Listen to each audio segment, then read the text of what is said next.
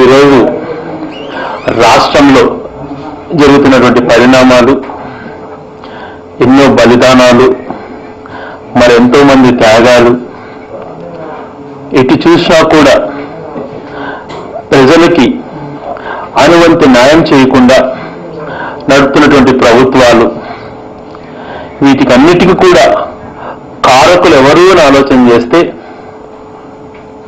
ఈ మధ్యన వచ్చినటువంటి విశ్వసనీయమైన సమాచారం అయితేనేమి, చాలా మంది కూడా మాట్లాడుకున్నటువంటి అంశాలలో ముఖ్యమంత్రి గారు జవాబు చెప్పాల్సిన అవసరం ఉంది. ఈ రాష్ట్రాన్ని, ఈ రాష్ట్ర ప్రజలను మంచిగా చూసుకుంటానని చెప్పి ప్రమాణం చేసినటువంటి వ్యక్తి, అంటే ప్రజలతో ఎన్నుకోబడిన వ్యక్తి కాదు అనేది అందరికీ తెలుసు. ప్రజల ఓట్లతోనో ప్రజలకు అభిమానంతోనో ఎన్నికైనటువంటి ముఖ్యమంత్రి కాదని తెలుసు. కేవలం సోనియా గాంధీ నియమించినటువంటి ముఖ్యమంత్రి ఆయన. కాంగ్రెస్ పెద్దలు ఒక లాబీతో అయినటువంటి ముఖ్యమంత్రి ఆయన అన్నది కూడా అందరికీ తెలుసు. కానీ ముఖ్యమంత్రి అంటే ముఖ్యమంత్రి, తాను ఏ రోజు కూడా ప్రజల మనోభావాలను దృష్టిలో పెట్టుకున్నటువంటి వ్యక్తిగా తను కనిపించట్లేదు. ముఖ్యంగా కిరణ్ కుమార్ రెడ్డి గారు, మేము సూటిగా కొన్ని ప్రశ్నలు వేస్తున్నాం, నీకు ధైర్యం ఉంటే జవాబు చెప్పు. మొట్టమొదటిగా కాంగ్రెస్ హైకమాండ్ వాళ్ళు ఈ రాష్ట్రాన్ని అధోగతి పాల్చేయాలనో స్వార్థ నిర్ణయాలు ఇటువంటివో అందరికీ కూడా తెలిసినటువంటివే.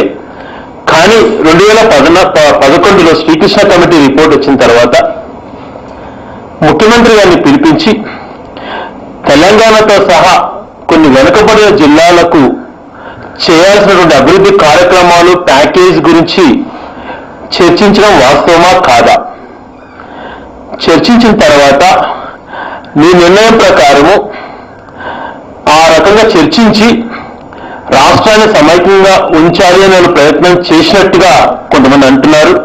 దానికి కిరణ్ కుమార్ రెడ్డి గారే అడ్డుపడి, నేను ముఖ్యమంత్రిగా స్టాండ్ కావాలి, నేను పదవిలో వచ్చినాను, నా పదవిని నేను ఎంజాయ్ చేయాలని ఆపించడం వాస్తవమా కాదా? కిరణ్ కుమార్ రెడ్డి గారు ప్రజలకు సమాధానం చెప్పాల్సిన అవసరం ఉంది. తర్వాత కూడా రెండోసారి కూడా అదే మాట ఇన్ఫ్లుయెన్స్ చేసి, నేను ఆంధ్ర రాష్ట్రంలో ముఖ్యమంత్రిగా ఎదగాలి అని చెప్పి నీ స్వార్థ రాజకీయం కోసం, నువ్వు పదవిలో ఎంజాయ్ చేయడం కోసం ఈ తెలుగు ప్రజల యొక్క మనోభావాలను గుర్తించుకోకుండా నువ్వు చేసినటువంటి అన్యాయం వాస్తవమా కాదా? కిరణ్ కుమార్ రెడ్డి గారు, ఈ వాస్తవం కాదు అని మీరంటే భగవంతుని మీద ప్రమాణం చేసి చెప్పండి. ఈరోజు చీలికకు మీరు ఒక కారణం కాదో అవునో ప్రజలకు మీరు సమాధానం చెప్పాలి. మీ వల్లనే, నీ పదవి కాంక్షతోనే, నీకున్నటువంటి అధికార దాహంతోనే ఈరోజు రావణ కష్టంగా మార్చారు రాష్ట్రాన్ని. ఎట్టి పరిస్థితులలో ఓ పక్క ఉద్యోగస్తులు, నెల జీతంతో ఆధారపడేటువంటి లక్షల కుటుంబాలు, వాళ్ళ జీవనం ఏమైపోతుందో నువ్వు గుర్తుపెట్టుకుంటున్నావా? ఆర్టీసీ కార్మికులు ప్రతి నెల 1వ తేదీ బ్యాంకుకి వెళ్ళి పిల్లల ఫీజులతో సహా, ఇంటి ఖర్చులతో సహా, ఇంటి బాడుగలతో సహా జీతం పైన ఆధారపడేటువంటి వ్యక్తుల యొక్క జీవితం గురించి నువ్వు ఆలోచన చేస్తానవా? పోతే రాష్ట్రం ముందే 4 సంవత్సరాల నుంచి ఎటువంటి సంక్షేమ కార్యక్రమాలు అమలు కాక, బీదవాళ్ళు ఒక రేషన్ కార్డు రాక, కట్టుకున్నామంటే ఒక పక్కా గృహం రాక, ఎటువంటి సంక్షేమ కార్యక్రమాలు అమలు చేయకుండా ఉన్నటువంటి నువ్వు ఇంకా రాష్ట్రాన్ని నాశనం చేసి, ఏ పరిస్థితులలో బీదవాళ్ళను పూర్తి స్థాయిలో అన్యాయం చేసినటువంటి వ్యక్తి నువ్వు కాదా అని మేము ప్రశ్నిస్తాను. ఇన్ని జరుగుతున్నా నువ్వు పదవిని వదులుతావా అంటే లేదు. అక్కడేమో ఒకరు చెప్తావు, హైకమాండ్ దగ్గర, వాళ్ళు ఉన్న దగ్గర వాళ్ళ కాళ్ళు పట్టుకుంటావు, నా పదవి నాకు ముఖ్యం అనుకుంటావు, బయటకు వస్తావు, వాళ్ళతోనే పర్మిషన్ తీసుకొని బయటకు వస్తావు, నేను ఈ విధంగా మాట్లాడతాను అని చెప్పి. బయటకు వచ్చి ప్రజలకు వచ్చినటువంటి సందేహాలను ఏ రకంగా తీరుస్తుందని ప్రభుత్వం ప్రజలు ఆలోచన చేస్తా అంటే ఆ ప్రశ్నలు మన ప్రజలపైకే వేస్తావు. నేను గొప్ప సమైక్యవాదిని బిల్డప్ ఇచ్చుకుంటావు. ఇది తగునా కిరణ్ కుమార్ రెడ్డి గారు మీకు? ఎందుకు నీ పదవి కాంక్ష కోసం రాష్ట్రాన్ని ఈ రకంగా నాశనం చేయటం న్యాయమా?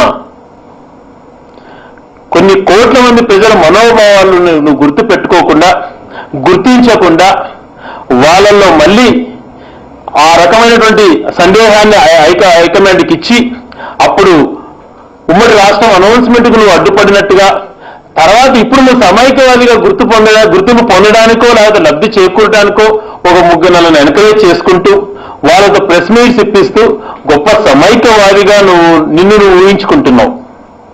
చరిత్రలో తప్పులు చేసిన వాళ్ళు ఎప్పుడు కూడా దోషులుగా నిలబడాల్సిందే. ఆ రకంగా నువ్వు ఈరోజు ఒక కారకుడివి. ఈ రాష్ట్రం ఈ గతి పట్టడానికి ముఖ్య కారకుల్లో నువ్వు ఒకడివి. ఆలోచన చేస్తే ఈరోజు కాంగ్రెస్ పార్టీ ఎంపీలు ఒక పక్క తమ పార్టీ అంతర్గత కమిటీ యాంటోనీ కమిటీ వేసి ఆ కమిటీ నివేదికతో సంబంధం లేకుండా రాష్ట్ర విభజనను యూపీఏ ప్రభుత్వం బిల్లు పెడుతుంటే, తమ సోనియా గాంధీ గారి ఆశీస్సులతో ఇదంతా జరుగుతుంటే ఎంతవరకు ఈ వీధి నాటకాలు ఆడి ప్రజలను తప్పుదో పట్టించడానికి సిద్ధం తప్ప తమ హైకమాండ్ మీద యుద్ధం ప్రకటించారు ఈ కాంగ్రెస్ ఎంపీలు. కాంగ్రెస్ పార్టీ దౌర్భాగ్య నిర్ణయాన్ని ప్రశ్నించారు. అంటే వీరికి కాంగ్రెస్ ముఖ్యమా, తెలుగు ప్రజల ప్రయోజనాలు, ఉమ్మడి రాష్ట్ర ప్రయోజనాలు వీరి ప్రయారిటీస్ లో ఎన్నో స్థానంలో ఉన్నాయో వీళ్ళు చెప్పాలి. అసలు వీళ్ళు ప్రయారిటీ ఈ ఉమ్మడి రాష్ట్రంలో పెట్టడానికి వీళ్ళు ప్రయారిటీ లిస్ట్ లో పెట్టుకోలేదు. వీళ్ళు ఏ లిస్ట్ లో పెట్టుకున్నారో అట్లీస్ట్ ప్రజలకు సమాధానం చెప్పాల్సిన అవసరం ఎంతైనా ఉంది. ఇలాంటి వారు పదవిలో ఉండడానికి అర్హులా? కాంగ్రెస్ ఎంపీలు ఒక పక్క, ముఖ్యమంత్రి గారు ఒక పక్క, వీళ్ళంతా ఆడినటువంటి నాటకం ఇది. వాళ్ళ పదవుల కోసం వాళ్ళు లబ్ధి పొందడానికి చేసినటువంటి ఆలోచనల కుట్రలో భాగమే ఇదిగా కనపడుతుంది. ఈరోజు మరి ఎంతో సిన్సియర్గా రైతులు కానీ, దినకూలీలు కానీ, ఉద్యోగస్తులు కానీ ఇంత త్యాగంగా వాళ్ళు రాష్ట్రాన్ని సమైక్యంగా ఉంచాలి అని పోరాడుతుంటే వాళ్ళపైన కనీస సానుభూతి చూపించకుండా డ్రామాలు ఆడుతూ మీ యొక్క పదవి కాంక్షకులకు మీరు లోనవుతున్నారు. కొంతమంది మంత్రులు డ్రామాగా మాట్లాడతారు, బయటకు వచ్చి సమావేశాలు అంటారు. వీళ్ళకు రోజు సమావేశాలు పెట్టుకోవడం ఢిల్లీలో, హైదరాబాద్లో ఫ్యాషన్ అయిపోయింది. హాయిగా స్నాక్స్ తినటానికో లేకపోతే రిలాక్స్ గా వీళ్ళు ఒక ఎంజాయ్ చేయడానికి పెట్టుకుంటున్నారో ఏమో, కానీ ఆ రోజు సమావేశం పెడుతున్నాం, ఈ రోజు సమావేశం పెడుతున్నాం అని ముందే చెప్పుకుంటారు. ఆ సమావేశం నుంచి బయటకు వస్తారు, అసలు పొంతన లేకుండా మాట్లాడతారు. తీర్మానాన్ని ఓడించి రాజీనామాలు చేస్తారంట మంత్రులు వీళ్ళంతా కూడా. ఆర్టికల్ 3 ప్రకారం వచ్చే తీర్మానాన్ని అట్లా పెట్టి ముందుగా ఈ ముఖ్యమంత్రి గారు తనకున్నటువంటి ముఖ్యమంత్రి పదవిని మీరు అసెంబ్లీ సమావేశపరిచి మీకు హక్కు కూడా లేదంటే చెప్పండి, ముందు ప్రజలు తెలుసుకుంటారు. మీరు కేవలం డమ్మీ ముఖ్యమంత్రి అనేది అందరికీ తెలుసు. మీలో ఏమైనా చిత్తశుద్ధి ఇప్పటికైనా ఉంటే చేసినటువంటి తప్పులన్నీ కూడా ప్రజల దృష్టికి తీసుకెళ్ళండి, క్షమాపణ కోరండి. ఇప్పుడైనా మీరు మారిన వ్యక్తులు అయితే అసెంబ్లీ సమావేశపరిచి మీరు తీర్మానాన్ని ఇది మా తీర్మానం అని చెప్పి ఎందుకు పంపించలేకున్నారు? అది చేత కాదా? ఇది కూడా మభ్యపెట్టే డ్రామా. డైరెక్ట్ అయిన డ్రామాలు చెప్పే బదులు మాకు ఒక్క రోజున మా పదవి మాకు ఇంపార్టెంట్, మా పదవిలో కొనసాగటమే మాకు కావాలి, మేము ఈ పవర్ని ఎంజాయ్ చేయాలి అని చెప్పొచ్చు కదా. అది చెప్పకుండా ఇటువంటి డ్రామాలు ఆడటం ఎందుకు? ఒక పక్క అధికార పార్టీ రకంగా డ్రామాలు ఆడుతుంటే మన మాజీ ముఖ్యమంత్రి గారు, ప్రతిపక్ష నాయకుడు చంద్రబాబు నాయుడు గారు, ఆయన కూడా గుంటికాడ నక్కలాగా వాళ్ళతో కలిసి ఇద్దరు కలిపి ఈ రాష్ట్రాన్ని సర్వనాశనం చేశారు. బయటికి వెళ్తాడు, ఈ హైదరాబాద్ నేనే నిర్మించినానంటాడు. పాపం నిర్మించి చార్మినార్ నిర్మించినటువంటి వ్యక్తులు, పెద్ద పెద్ద బిల్డింగ్స్ హైదరాబాద్ భాగ్యనగరంగా తీర్చిదిద్దిన వ్యక్తులు 400 సంవత్సరాల కింద వాళ్ళు ఏమనుకుంటారని ఆలోచన చేయడు. నేనే నిర్మించేశానంటాడు. ఇలాంటి గొప్పలు చెప్పుకునే వ్యక్తిగా తప్పితే ఎంతసేపు తన చరిత్ర చెప్పాలని చూస్తున్నాడు తప్పితే తాను చేసినటువంటి తప్పుల వల్ల ఈ రకంగా అయిపోయింది, తన యొక్క కేసులు బయట పడకుండా ఉండటానికి రాజీ పడి చేసినటువంటి ప్రయత్నంగా తన స్వార్థానికి బలిపెట్టాడు ఈ రాష్ట్రాన్ని అని చెప్పి తాను ఒప్పుకోలేకున్నాడు. వీళ్ళందరూ కలిసి ఈరోజు ఈ రాష్ట్రాన్ని ఈ రకంగా ప్రజలను అందరినీ కూడా ఇబ్బందులు పాలు చేశారు. తెలుగు తల్లిని నిట్ట నిలువున కోసిన వ్యక్తులు వీళ్ళందరూ కూడా. ఇటువంటి వాళ్ళు తిరిగి ప్రజల దగ్గరికి వెళ్తాం అని చెప్పి మాట్లాడుతుండడం వీళ్ళకి సిగ్గులేదా అని మేము అడుగుతున్నాం. ఒక ఆయన బస్ యాత్ర చేస్తున్నాడు. ఏం బస్ యాత్రలో మరి ఆయన బస్ యాత్ర చేసేది తన స్టాండ్ చెప్పాడు, ప్రజల కోసం అంటాడు. మరి ఈరోజు ప్రజలందరూ ముక్కుముడిగా కోరుకుంటున్నాడు. దానికోసం అంటే ఓపెన్ గా చెప్తాడా? చెప్పడు. సమైక్య రాష్ట్రం కోసం, ఈ రాష్ట్రాన్ని సమైక్యం ఉంచడానికి కోసం అంటే అటు చెప్పడు. ఏంత నిర్ణయం చెప్పకుండా తన ప్రజల కోసమే పాటుపడతానంటాడు. నాకు అధికారం ఇచ్చేసేయండి, అన్ని చేసేస్తాను అంటాడు.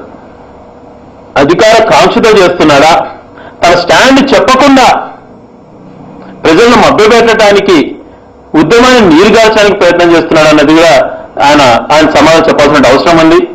ఖచ్చితంగా జేఏసీ వాళ్ళు తను నిలదీసే అవకాశం ఖచ్చితంగా ఉంటుంది అనుకుంటున్నాం. జేఏసీ సంఘాలు అయితేనేమి, విద్యార్థి సంఘాలు వీళ్ళందరూ కూడా తన సమైక్యవాద విభజనవాద అన్నది స్పష్టం చేయాల్సిన అవసరం ఎంతైనా ఉంది. మళ్ళీ కిరణ్ కుమార్ రెడ్డి గారు లీకులు ఇస్తున్నారు, మళ్ళీ లీకులు వీరుడు. తను కూడా సీమాంధ్ర యాత్రకు బయలుదేరుతాడట కొంతమంది మంత్రులు ఇది చేసుకొని. ఏం బయలుదేరి ఏం చేస్తాడో తను ఒకసారి తన చేతిలో ఉన్నటువంటి అధికారాన్ని గట్టిగా సిడబ్ల్యూసీ తీర్మానాన్ని వెనక్కి తీసుకోండి అని కోరడు, యూపీఏ నిర్ణయాన్ని వెనక్కి తీసుకోండి అని కోరడు, లేకపోతే ఏదో మభ్యపెట్టినటువంటి మాటలు మాట్లాడి తను కూడా యాత్రకు బయలుదేరుతాను అంటాడు. ఇటువంటి వాళ్ళకి అందరినీ కూడా ఖచ్చితంగా జేఏసీ వాళ్ళు కానీ సమైక్యవాదులు కూడా ఖచ్చితంగా ప్రశ్నిస్తారన్న విషయాన్ని వీళ్ళు మర్చిపోయినట్టున్నారు. వీళ్ళు దాన్ని గుర్తించుకోలేకపోతున్నారు. డెఫినెట్ గా ఈ రోజు జరుగుతున్నటువంటి ఉద్యమం అసలు ఎంత తీవ్రంగా ఉందంటే మనమే చూస్తున్నాం. వాస్తవంగా ఎంతో మందికి మేము కూడా అప్పీల్ చేశాం, దయించి భావితలకు లోన్ కాకండి, ఈ రాష్ట్రాన్ని సమైక్యంగా ఉంచడానికి రాజకీయ పార్టీగా మేము కానీ మిగిలిన వాళ్ళందరిపైన ఒత్తిడి తెచ్చి మీకు అండగా నిలబడతాం అని మేము చెప్తుంటే చాలా మంది భావితలకు లోన్ అయి ఈరోజు మళ్ళీ ఒక వ్యక్తి మాట్లాడుతూ చనిపోవటం, మొన్న బిల్డింగ్ పై నుంచి దూకి చనిపోవటం, ఇవన్నీ కేంద్ర ప్రభుత్వానికి కానీ స్వార్థ రాజకీయ నాయకులకు కళ్ళు కనిపించట్లేదా అని మేము ప్రశ్నిస్తున్నాం. అందరూ కూడా మాకు ఉద్యోగాలు పోయినా పర్వాలేదు అని చెప్పి ఏ స్వార్థం లేకుండా వాళ్ళు చేస్తున్నటువంటి పోరాటం వీళ్ళ కళ్ళు కనపడడం లేదా అని మేము ప్రశ్నిస్తున్నాం. ఇంత జరుగుతుంటే కూడా ఈ రాష్ట్రాన్ని ఇంకా రగిల్చడానికో ప్రజల యొక్క సెంటిమెంట్స్ పైన చీలిక తేవడానికో ప్రయత్నం చేస్తున్నటువంటి వీళ్లను చరిత్ర ఎప్పుడూ క్షమించదు. మరి ముఖ్యమంత్రి కిరణ్ కుమార్ రెడ్డి గారు ప్రజల దగ్గరికి వెళ్లే ముందు కానీ తను ప్రెస్ మీట్లు పెట్టి ప్రజలు వేసిన ప్రశ్నలను ప్రజలకు వేస్తున్నటువంటి వ్యక్తి ఈ రోజు 2011లో జరిగినటువంటి అంశాలపైన క్లారిటీ ఇవ్వాల్సినటువంటి అవసరం ఉందని చెప్పి మేము డిమాండ్ చేస్తాం. సీఎం ఆ పదవిలో ముఖ్యమంత్రి పదవిలో ఉండి కూడా కిరణ్ కుమార్ రెడ్డి స్ట్రాంగ్ గా వినిపిస్తున్నాడు. అందరూ పొగిడారు కూడా ఏపీఎన్జీ మిమ్మల్ని అందరికన్నా ముందుగా వైఎస్ఆర్సీపీ సమైక్యవాదం తీసుకున్న మిమ్మల్ని ఎవరు ఏ ఒక మాట అందంగానే ఆహ్వానించడం కూడా జరిగింది. ఒకరు పొగుడుతున్నారో ఒకరు పొగిడించుకోవాలనో స్వార్థ రాజకీయాలు చేసే అలవాటు ఎప్పుడు వైఎస్ఆర్సీపీకి లేదు. ఈ రోజు ప్రజలని కానీ జేఏసీ వాళ్ళు కానీ ప్రజలు కానీ అందరూ ముక్కుముడిగా కోరుకున్నటువంటి అంశాలు 3. ఒకటి, రాజకీయ పార్టీ నాయకులు తమ పదవుల నుంచి వదలగాలి, పదవులకు రాజీనామా చేయాలి. రెండో అంశం వాళ్ళు అడిగింది పార్టీ స్టాండ్ చెప్పాలి. మూడో అంశం ఉద్యమంలో పాల్గొనాలి.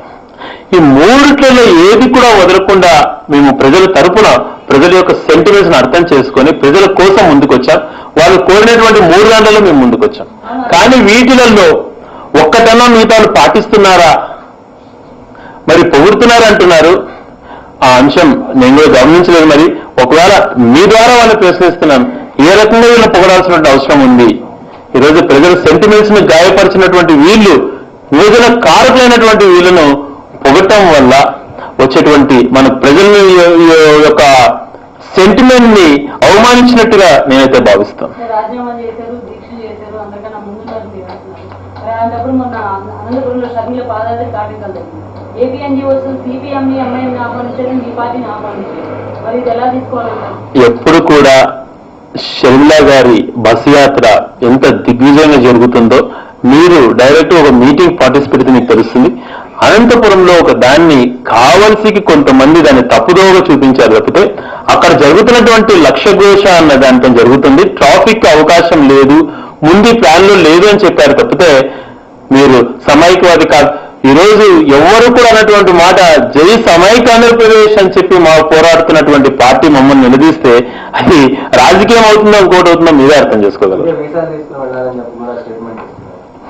అంటే ఆ పరిస్థితితో మాట్లాడుతున్న టీఆర్ఎస్ నాయకుడు అటువంటి పరిస్థితి కల్పిస్తామన్న దోల్లో మాట్లాడుతున్న టీఆర్ఎస్ నాయకులు అని చెప్పారు తప్పితే ఈ రకంగా కల్పించాలని కానీ ఇంకో రకంగా తను మాట్లాడలేదు.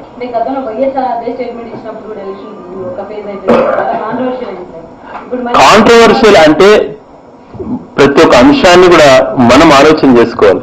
కాంట్రవర్సీ చేయటానికి ఎంతోమంది సిద్ధంగా ఉంటారు, కానీ ఆ కాంట్రవర్సీలో మాట్లాడిన మాట కాదు. టిఆర్ఎస్ నాయకులు ఆ ధోరణితో మాట్లాడుతున్నారు, ఆ బెదిరింపు ధోరణితో మాట్లాడుతున్నారని చెప్తున్నారు. చెప్తే ఆ రోజు రాజశేఖర్ గారు అది చెప్పారు, షర్మిల గారు అది చెప్పారు. కానీ అక్కడ ఆ పరిస్థితులలో నాయకులు ఇట్లా భయంకరంగా మాట్లాడట్లేదు. మీకు నో ఆప్షన్స్, మీరు కలిసి తరిమేస్తాం, మేము నాలుకలు చీరేస్తామని చెప్పి వేరే రాష్ట్రాలు అట్లా మాట్లాడలేదు. ఇక్కడ ఇప్పుడు ఒక సభ జరుగుతున్న ఖచ్చితంగా అండి. ఇప్పుడు ఈ రోజు మేము సమైక్య రాష్ట్రం కోరుకుంటున్నాము అంటే యువతల ప్రజలను కొట్టని దాడులు చేయండి అని కాదు కదా. అందరూ కూడా 23 జిల్లాలు కలిసికట్టుగా ఉండాలి, తెలుగు ప్రజలు ఒకటిగా ఉండాలి అని చెప్పి బాధితులకు లోను కాకండి. వాళ్ళు ఒక ఉద్దేశంతో సభను పెట్టుకున్నారు, ఆ సభను రెచ్చగొట్టే ఉద్దేశంతో ప్రవర్తించకూడదు అని చెప్పి నా పర్సనల్ ఒపీనియన్. అది ఎవరిదైనా సరే ఆ సభ, అంతేగాని వేరే రకం కదా.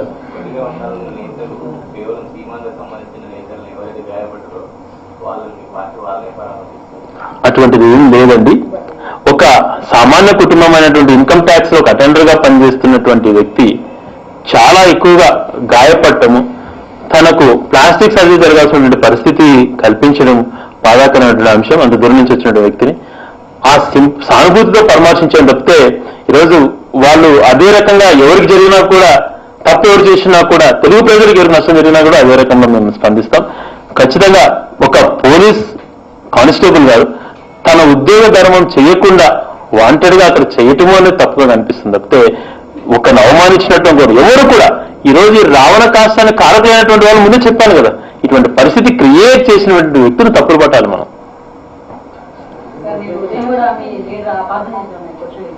ఈ అసెంబ్లీలో అవిశ్వాస తీర్మానాన్ని ప్రవేశపెట్టేది తెలంగాణ మీద ఏదైతే తీర్మానం ప్రవేశపెట్టే ఎమ్మెల్యేలు ఎవరైతే సీమాంధ్ర ఎమ్మెల్యేలు ఉన్నారో కాంగ్రెస్ ఎమ్మెల్యేలు వాళ్ళని కొనుగోలు చేయడానికి అధిష్టానం గ్రీన్ సిగ్నల్ ఇచ్చింది. బొత్స ఆధ్వర్యంలో ఇది జరుగుతుందని కూడా జరుగుతున్నాయి. అంటే వాళ్ళు కూడా ప్రో తెలంగాణకు అనుకూలంగా ఒక రకంగా ఈరోజు కిరణ్ కుమార్ రెడ్డి గారు ఎటువంటి వ్యక్తో ఏ రకంగా ఈ రాష్ట్రాన్ని విభజనకు కారకునైనాడు, తనకు తోడు నీడగా ఉన్నటువంటి ఇంకొక వ్యక్తి పూర్తి స్థాయిలో ముందు నుంచి విభజన జరపాలి అని చెప్పి కొన్నటువంటి వ్యక్తి బొత్స సత్యనారాయణ గారు. అటువంటి వ్యక్తులు మీరు గుర్తు చేశారు నాకు. ఈ బొత్స సత్యనారాయణ అనే వ్యక్తి పూర్తిగా హైకమాండ్ కొనసాగుతూనో వాళ్ళ కోసం పనిచేసినటువంటి వ్యక్తి తను రాజీనామా చేయకుండా ఆడుతున్నటువంటి డ్రామాలు, ప్రజలపైన తను సంధిస్తున్నటువంటి విమర్శాస్త్రాలు, తను వారిద్దరూ కలిపి ఈరోజు కిరణ్ కుమార్ రెడ్డి బొత్స సత్యనారాయణ గారు మరి తీర్మానాన్ని ఓడించాలా అనుకున్నప్పుడు కొనాల్సిన అవసరం లేదు. మరి ఆ తీర్మానం ప్రవేశపెడితే అది ఏ రకమైనటువంటిగా వస్తుంది, కొంటారో కొనరో అనేది అధికార పార్టీకి సంబంధించిన వ్యక్తులు చెప్పుకోవాలి. కానీ మాలాంటి వ్యక్తులు ఎప్పుడు కూడా విలువలు కట్టుబడి ఉంటాం తప్పితే అటువంటివన్నీ కూడా మేము వినే ప్రశ్న లేదు, మా దగ్గరికి ఎవరు రారు. ఆపక్కంటారా? బొత్స సత్యనారాయణ గారికి ముఖ్యమంత్రి పదవి పైన బాగా ఆశ ఉన్నట్లుంది. కిరణ్ కుమార్ రెడ్డి గారిని ఎట్లా ఒకటి దించేస్తాను కావాలని చెప్పి ఆ ఉద్దేశంతో ఏదైనా ప్రయత్నాలు చేస్తుంటారు. కానీ ఒక కాజ్ కోసం ప్రజల యొక్క సెంటిమెంట్స్ ను మర్చిపోయి డబ్బుకు అమ్ముడుపోయే వ్యక్తులను ఈ సమాజం చూస్తే క్షమించదు. అటువంటివి ఎప్పుడు కూడా ఆ దృష్టి అడిగే ధైర్యం వాళ్ళకు రాదు, ఆ వైపు చూసే మనసత్వం అది కాదు.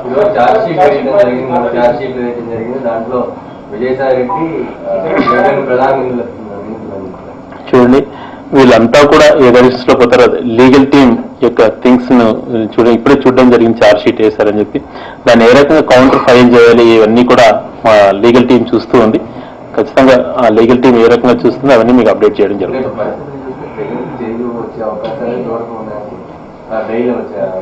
ఈరోజు నిర్దాక్షిణంగా ఎటువంటి అలిగేషన్ కూడా ప్రూవ్ కాకుండా దాదాపుగా 16 నెలలు తనను జైల్లో పెట్టారు. కేవలం రాజకీయ కోణంతో వీళ్ళ స్వార్థంతో.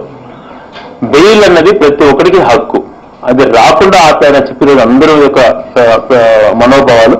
ఈ రోజు ఈ 16 నెలలు జగన్మోహన్ రెడ్డి గారు ప్రజలతో ఉండింటే, ప్రజలలో తిరుగుతా ఉండింటే ఈ పరిస్థితి వచ్చిండేది కాదని చెప్పి ఎంతో మంది ప్రజలు మాట్లాడుతుండడం మాకంటనే కనపడింది. అక్రమంగా నిర్బంధించి 16 నెలలు అయిపోయింది. ఇప్పటికైనా కూడా అంటే వాళ్ళు ఏమైనా వేసుకొని బెయిల్ కోసం ఏ రకంగా ప్రాసెస్ ఉంటుందో దాని ప్రకారం మా లీగల్ టీం వాళ్ళు ఫాలో అప్ చేస్తారు. ఖచ్చితంగా బెయిల్ వస్తుందని చెప్పి మాకు నమ్మకం ఉంటుంది.